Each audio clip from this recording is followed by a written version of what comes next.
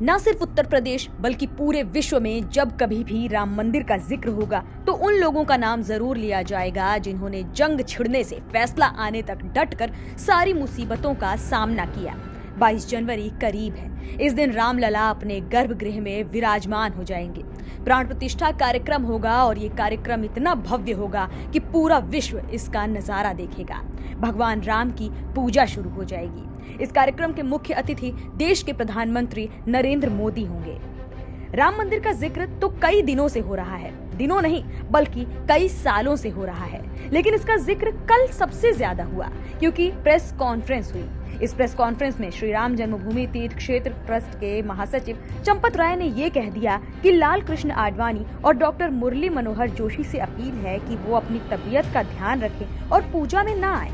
इसके बाद खुद विश्व हिंदू परिषद के अंतर्राष्ट्रीय कार्याध्यक्ष आलोक कुमार लाल कृष्ण आडवाणी को न्योता देने पहुंचे और बताया कि लाल कृष्ण आडवाणी और डॉक्टर मुरली मनोहर जोशी ने कार्यक्रम में आने की बात कही है। आपको बता दें, लाल कृष्ण आडवाणी, अशोक सिंघल, मुरली मनोहर जोशी, उमा भारती और साध्वी रितंभरा जैसे कई ऐसे नाम हैं जो लगातार राम मंदिर के लिए हो रही जंग में खड़े रहे।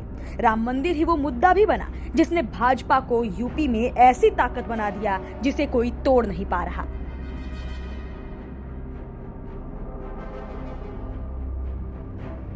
आज जिस भाजपा की तूती देश के कई राज्यों में बोलती है, उसकी नींव रखने में लाल कृष्ण आडवाणी ने बखूबी बड़ी भूमिका निभाई। राम मंदिर आंदोलन को राजनीतिक रुख देने वाले लाल कृष्ण आडवाणी ही थे। इस लड़ाई को बड़ा रूप देने में आडवाणी ने हमेशा अगुवा का रोल निभाया। सोमनाथ से अयोध्या तक रथ यात्रा शुरू की, रथ यात्रा को अपार जन समर्थन दिलाया, लोगों को मंदिर के मुद्दे से रूबरू कराया और खुद से जोड़ा भी।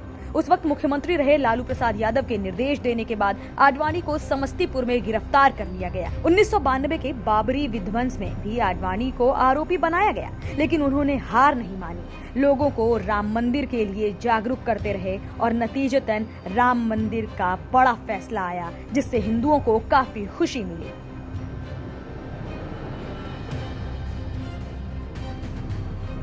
जब राम मंदिर आंदोलन की शुरुआत हुई तो जन समर्थन जुटाने में अशोक सिंघल ने कोई कोर कसर नहीं छोड़ी। अशोक सिंघल को तो राम मंदिर आंदोलन का चीफ आर्किटेक्ट कहा जाता है। विश्व हिंदू परिषद की कमान कई सालों तक सिंघल के हाथ में ही रही। 2011 में सिंघल ने अपने स्वास्थ्य की वजह से इस्तीफा दिया, लेकिन मंदिर के लिए लड़ाई लड़ने में कभी पीछे नहीं हटे। साल 2011 में सिंघल ने अपने स्वास्थ्य की वजह से अपने पद से इस्तीफा दिया, लेकिन जब भी मंदिर की बात हुई हमेशा आगे खड़े रहे। लेकिन अफसोस, फैसला आने से पहले ही 4 साल बाद 17 नवंबर 2015 को उनका निधन हो गया।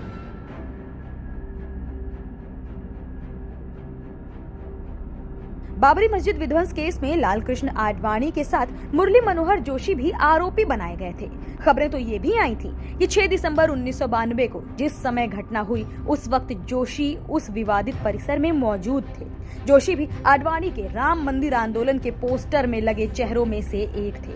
उन्होंने आडवाणी का कंधे से कंधा मिलाकर साथ दिया। जब बाबरी गिरी तो उस वक्त उमा भारती और जोशी की एक तस्वीर ने भी लोगों को अपनी ओर खूब आकर्षित किया था, क्योंकि तस्वीर में दोनों मुस्कुराते नजर आ रहे थे।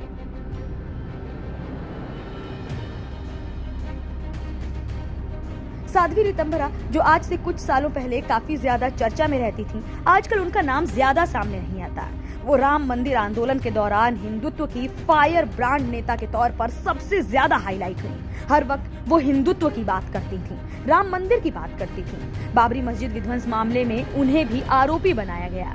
जब लोगों को खुद से जोड़ने के लिए तमाम भाषण दिए जा रहे थे, लोगों को राम मंदिर के मुद्दे के बारे में बताया जा रहा था, तब उन लोगों तक पहुंचने के लिए साध्वी घर घर जाती थी, कैसेट बांटती थी और लोगों को जागरूक करती थी।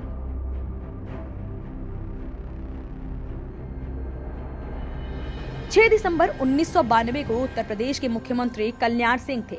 पूरे देश में कल्याण सिंह के नाम की चर्चा हुई। उन्हें भी बाबरी मामले में आरोपी बनाया गया। कल्याण सिंह बीजेपी को सत्ता तक पहुंचाने वाले पहले आदमी भी कहे जाते हैं। उन्होंने बीजेपी छोड़ी थी, लेकिन बाद में वापस बीजेपी में शामिल हो गए। 21 अगस्त 2021 को कल्याण सिंह ने दुनिया छोड़ दी, लेकिन आज भी जब राम मंदिर से जुड़े आंदोलन का जिक्र होता है तो लोग उन्हें याद जरूर करते हैं।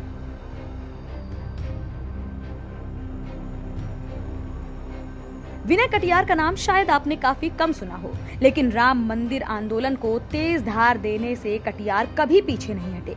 राम मंदिर मुद्दे को लोगों तक पहुंचाने में बजरंग दल ने बड़ा रोल निभाया और बजरंग दल के पहले अध्यक्ष विनय कटियार ही थे। 1992 तक कटियार ने लोगों को खूब उत्साहित किया।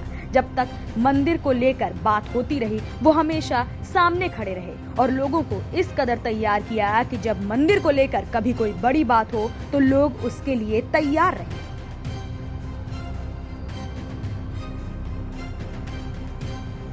राम मंदिर आंदोलन का जिक्र हो और उमा भारती का नाम ना लिया जाए, ऐसा हो ही नहीं सकता। उमा भारती अटल सरकार और मोदी सरकार में मंत्री रही। उन्होंने भाजपा छोड़कर अपनी पार्टी बनाई, लेकिन भाजपा का मोह नहीं छूटा तो वापस भाजपा में शामिल हो गई। राम मंदिर भूमि पूजन में वो शामिल होने पहुंची थीं। हालांकि पहले ये खबरें आई थीं कि उमा भारती राम मंदिर भूमि पूजन में नहीं पहुंचेंगी। बताया जाता है कि जब उमा भारती बोलती थीं तो लोग उन्हें सुनकर जोश से भर जाते थे और किसी भी बात पर जान की बाजी तक लगाने को तैयार हो जाते थे। राम मंदिर आंदोलन का जब भी जिक्र होता है तो उमा भारती वो महिला हैं जिनका जिक्र राम मंदिर आंदोलन का जिक्र होने पर हर बार लिया जाता है। उमा भारती महिला होकर भी पुरुषों के साथ कदम से कदम मिलाकर चलती थीं और लोगों को राम मंदिर के बारे में जागरूक करती थीं ताकि लोग अपने हक से पीछे न हटें और राम मंदिर को ही जीत हासिल हो।